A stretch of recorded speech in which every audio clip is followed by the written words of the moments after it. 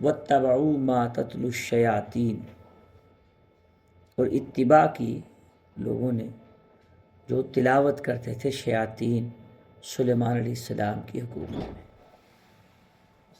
وما کفر سلیمان، نہیں کفر کیا سلیمان علیہ السلام نے، ولکن الشیاطین، لیکن شیطانوں نے کفر کیا۔ یعلمون الناس، سکھاتے تھے لوگوں کو جادو، وما انزل علی الملکین، اور نہیں نازل کیے ہم نے، یا جو نازل کیے ہم نے فرشتے بابل میں ہاروت اور ماروت۔ وما یعلمان، وہ نہیں سکھاتے تھے کسی کو، من احد، کسی کو بھی، حتیٰ یقولا، حتیٰ کہ وہ کہتے تھے کہ ہم تو آزمائش ہیں آپ کے لیے، فلا تکفر، نہ کفر کریں۔ فیتعلمون منہما، بس سیکھتے تھے وہ ان سے، ما یفرقون بہ، جو ایسی چیزیں سیکھتے تھے جو تفریق ڈالتی تھی، کہ ڈالتے تھے وہ ان کے ذریعے سے مرد اور عورت، خامد میاں بیوی کے درمیان، خامد اور بیوی کے درمیان تفریق ڈالتے تھے۔ وما ہم بضارین بہ من احد الا باذن اللہ، کوئی چیز تکلیف نہیں پہنچا سکتی، نقصان نہیں پہنچا سکتی اللہ تعالیٰ کی اجازت کے بغیر۔ وَيَتَعَلَّمُونَ مَا يَضُرُّهُمْ وَلَا يَنفَعُهُمْ، وہ سیکھتے، نہیں نفع دیا ان کو سوائے نقصان کے، وہ اس کے علاوہ انہیں کوئی حاصل چیز نہیں ہوئی۔ وَلَقَدْ عَلِمُوا لَمَنِ اشْتَرَىٰ، اور بتا تحقیق جانتے تھے وہ جو انہوں نے سودا کیا آخرت کے بدلے میں، کہ اس کا کوئی حصہ نہیں ہے، من خلاق، کوئی حصہ نہیں ہے آخرت میں، جنہیں دنیا میں ہی سارا کچھ کر لیا۔ وَلَبِئْسَ مَا شَرَوْا، بہت ہی بری خریداری کی انہوں نے، بہت ہی برا سودا کیا انہوں نے اپنے نفسوں کے بدلے، کاش کہ وہ جان لیتے اس چیز کو۔ وَلَوْ أَنَّهُمْ آمَنُوا وَاتَّقَوْا، اور اگر وہ ایمان لے آتے اور تقوی اختیار کرتے، اللہ تعالیٰ کی پیروی کرتے، لَمَثُوبَةٌ مِّنْ عِندِ اللَّهِ خَيْرٌ، اللہ تعالیٰ کی طرف سے بہت بڑا حصہ ہوتا خیر کا ان کے لیے، لَوْ كَانُوا يَعْلَمُونَ، اگر وہ جان لیتے ہیں۔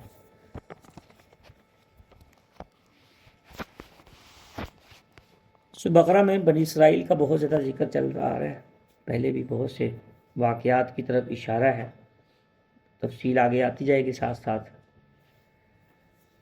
یہ بابل جو ہے یہ اصل میں عراق کا ایک شہر ہے، اس کا پرانا نام بابل تھا، بخت نصر بھی یہیں کا تھا اور نمرود بھی یہیں کا تھا۔ عراق کے بادشاہوں کو نمرود کہتے تھے، اب بھی کہتے ہیں۔ یہ اس کا پرانا نام بابل ہے، اس کا ذکر قرآن پاک میں بھی ہے عراق کا۔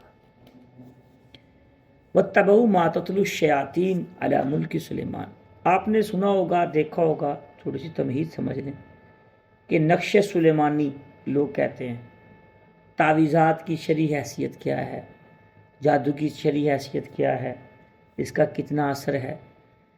بہت سے ممالک میں بالخصوص بر صغیر میں بہت سے لوگ جادو ٹونوں میں پڑے ہوئے ہیں اور اس کو بہت زیادہ مؤثر سمجھتے ہیں۔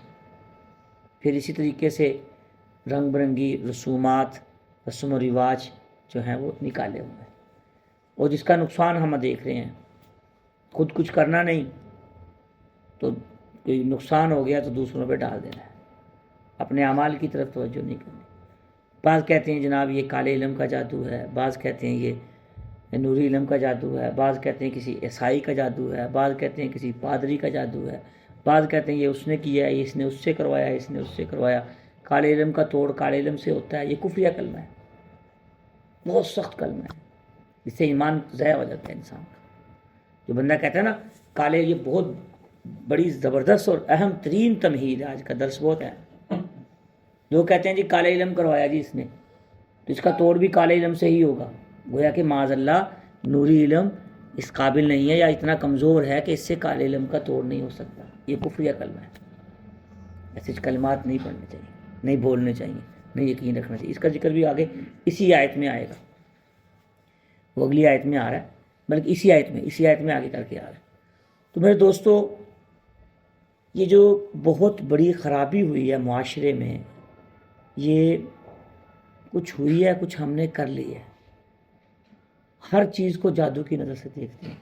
پھر بکرے چڑھاتے ہیں، کوئی درباروں پہ چڑھا رہا ہے، کوئی مدرسے میں دے کے آ رہا ہے، کوئی بکرے کی سیری لے کے آتا ہے، پھر کوئی مرغی لے کے آتا ہے، کوئی کچھ کرتا ہے.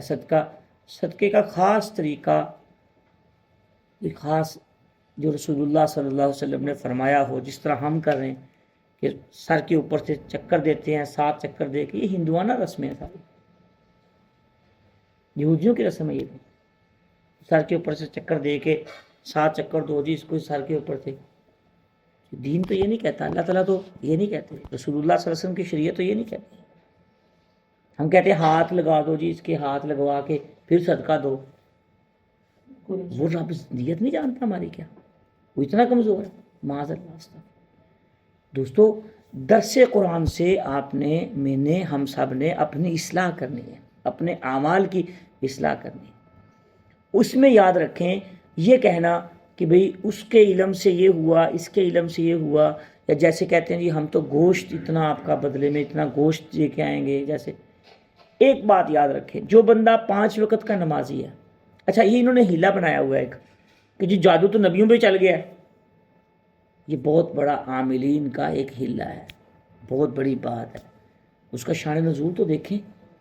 عاصم بن لبید کی جو یہودی تھا، اس کی جو بیٹیوں نے جو ایک پتلا بنایا، اور ساری تفصیلات ہیں وہ آگے آئیں گی انشاءاللہ، ہم موقع پہ بات کریں گے. یہاں سلیمان علیہ السلام کے دور میں شیاطین اور جنات اور انسان یہ اکٹھے رہتے تھے، آپس میں میل جول تھا ان کا. تو جنات ان کو رنگ برنگی چیزیں سکھاتے تھے انسانوں کو. تو اللہ تعالیٰ نے اس کی انسانوں کی آزمائش کے لیے 2 فرشتوں کو بھیجا، ہاروت اور ماروت کو. یہ سیاق و سباق تھوڑا سمجھ آئے. اور تمہید میں یہ بات ذہن میں رکھنی ہے، چاہے کوئی کالا جادو ہے، چاہے کوئی نوری جادو ہے، چاہے کوئی پیلا جادو ہے، جو کرتب ہیں ان کرتبوں میں نہیں پڑھنا چاہیے. وما هم بضارین به من احد الا باذن اللہ. ایک جملہ اس آیت کا، ایک کلمہ یاد کر لیں، ساری زندگی آپ کی سکھی ہو جائے گی. دوستو، بہت سی مشکلات سے نکل آئیں گے. اللہ پاک خود ہی فرما رہے ہیں کہ کوئی جادو، کوئی چیز کائنات کی ذرہ ہمیں تکلیف نہیں پہنچا سکتا الا باذن اللہ، اللہ کے حکم کے بغیر. جب تک ہمارا یقین اللہ تعالیٰ پہ رہے گا تو ہم اس وقت تک زہر بھی ہمیں فائدہ نہیں پہنچائے، نقصان اور نفع نہیں پہنچا سکتا. نہ چیز کوئی نفع پہنچا سکتی ہے. اللہ پاک خود ہی سارے جادوؤں کی نفی کر رہے ہیں، سارے جادوؤں کی کیا کر رہے ہیں؟ نفی کر رہے ہیں. تو دوستو، اپنے عقیدے بدلیں خدا کے لیے. اصل میں ہم بہت بڑا عرصہ رہے ہیں ہندوؤں کے اندر، سکھوں کے اندر، بہت سی رسومات، بہت سی چیزیں ان کے ساتھ لے کے آ گئے ہیں پاکستان میں، اس کو اپنے گھر کا حصہ بنا لیا. نظر لگتی ہے، کس نے کہا نظر نہیں لگتی؟ جادو بھائیو، جادو سے کیا ہو جائے گا؟ جادو سے اللہ تعالیٰ کے کنٹرول سے کوئی چیز باہر ہے کائنات کی؟ مسلمانوں کا عقیدہ کیا ہے؟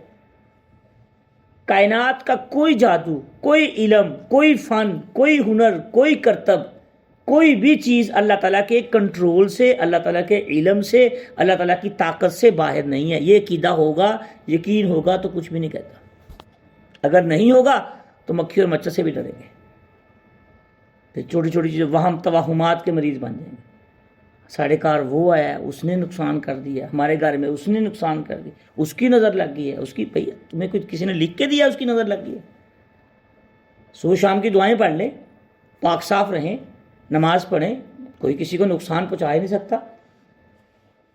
تو دوستو، یہ نقش سلیمانی، وہ کام ہی کیا جو نہ ہو دیواروں پہ لکھا ہوتا ہے، ہم تقدیریں بدل دیتے ہیں، یہ کفریہ کلمے ہیں.